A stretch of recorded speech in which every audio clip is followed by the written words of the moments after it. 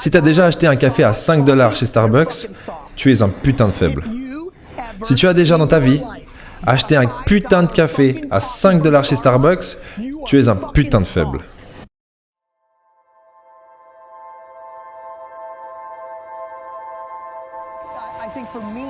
En ce qui me concerne, vous savez, je dirais que personnellement, je suis poussé par la gratitude. La gratitude est mon essence. Je pense que la plupart des gens font des burn-out parce qu'ils courent après l'argent. Ils cherchent le plaisir à court terme. Tu sais, quand le jeu lui-même et le process et la gratitude sont le mélange de votre essence, vous êtes inarrêtable.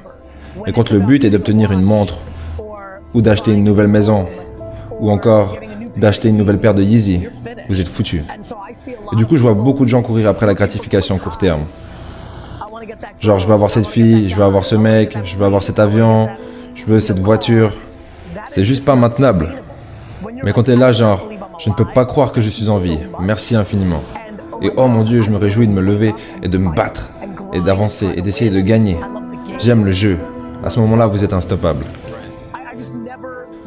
Je ne manque jamais d'énergie parce que ces deux éléments sont inépuisables. Le jeu sera toujours là, et la gratitude sera toujours là. Mais je suis comme tous les humains. Quand quelque chose arrive à sa fin, j'ai aussi un moment où j'ai plus d'énergie.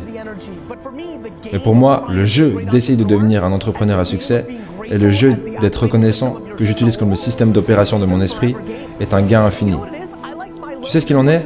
J'aime mes périodes de bas comme j'aime mes périodes de haut. J'aime perdre. Je pense que ça fait partie du jeu. Je pense que c'est approprié. J'aime être rendu humble à nouveau. Parce qu'après coup, je suis hyper chaud. Par exemple, quand il y a un nouveau jeu que je trouve, comme Pickleball ou Smash, il y avait un jeu au collège en fait, auquel je jouais et j'étais là. J'adore le sentiment de me faire botter le cul, surtout au début, parce que j'aime m'améliorer.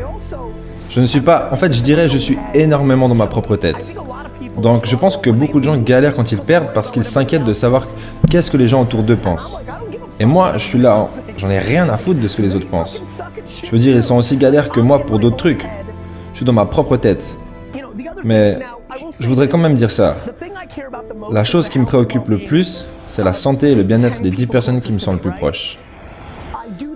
Je pense vraiment, touchant du bois, que quand quelque chose arrivera, j'espère très tard dans le futur, que ce soit mes parents ou encore pire, que ça me fera... Ce genre de choses pourrait me faire perdre l'équilibre. Des trucs de la vraie vie, mais pas perdre de l'argent ou ne pas réussir à faire un gros deal, ou encore un bon employé qui démissionne.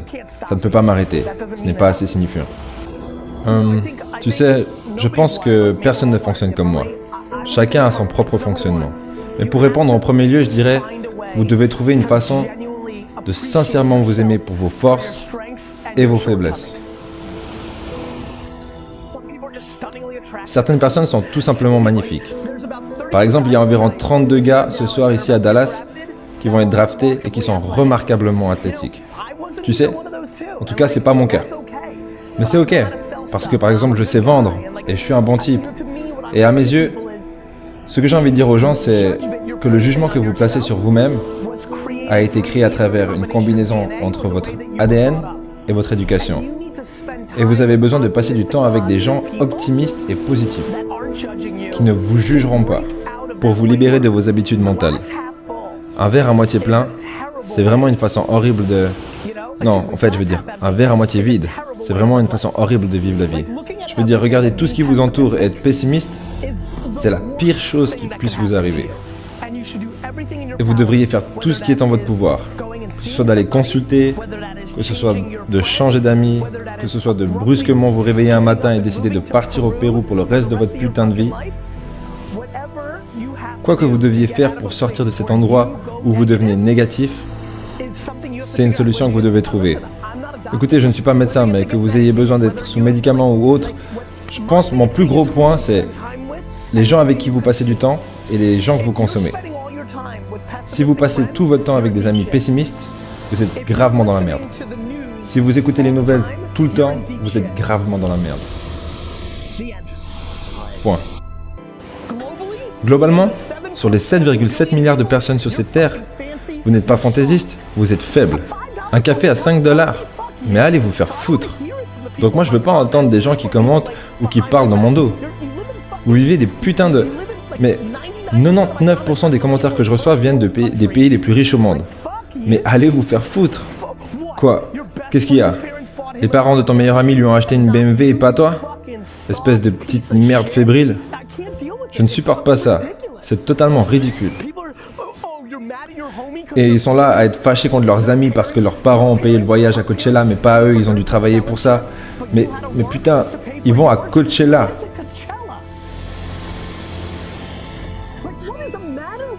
Mais qu'est-ce qui va pas chez vous?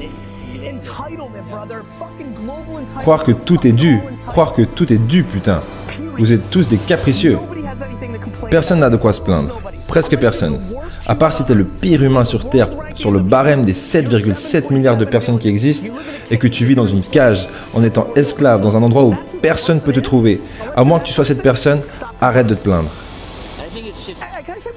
Est-ce que je peux dire juste un truc de plus? Parce que je sais que les gens vont regarder ça et ils vont dire « Mais où est-ce qu'il va avec cette histoire ?» Voilà ce que j'essaie de dire. Des millions d'entre vous rencontrent des difficultés, mais quand vous êtes dans l'état d'esprit de ne pas vous plaindre, c'est fini. Ma mère a perdu sa mère à 5 ans. Son père ensuite a passé 10 ans dans une putain de prison.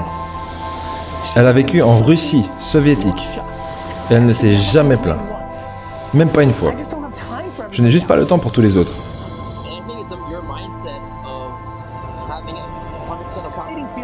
Ce que je pense, c'est que vous croyez que quelqu'un d'autre est responsable. Je sais pourquoi vous êtes vénère. Vous pensez que quelqu'un d'autre est responsable.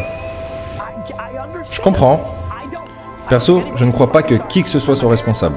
Ni mes parents, ni ma femme, ni le gouvernement, ni personne. Je suis responsable. C'est qu'une question d'humilité. Mais pour qui est-ce que tu te prends? Voilà. Tu sais pourquoi je travaille aussi dur? Parce que je suis humble. Parce que peu importe à quel point tout se passe bien maintenant et que les gens nous regardent en ce moment et tout ce qui se passe autour de nous, ça ne me fait jamais penser que je suis spécial. Je dois juste travailler encore plus dur demain que la veille. En tout cas pas moi. Et écoute, tu veux profiter de tes efforts et te faire plaisir parce que tu as travaillé si dur à faire des vidéos et tu as donc besoin d'un mois à Costa Rica pour boire des tequilas? Vas-y, profites-en bien. Mais sache que tu abandonnes quelque chose. Parce que pendant que tu bois des tequilas, moi je prends ton audience.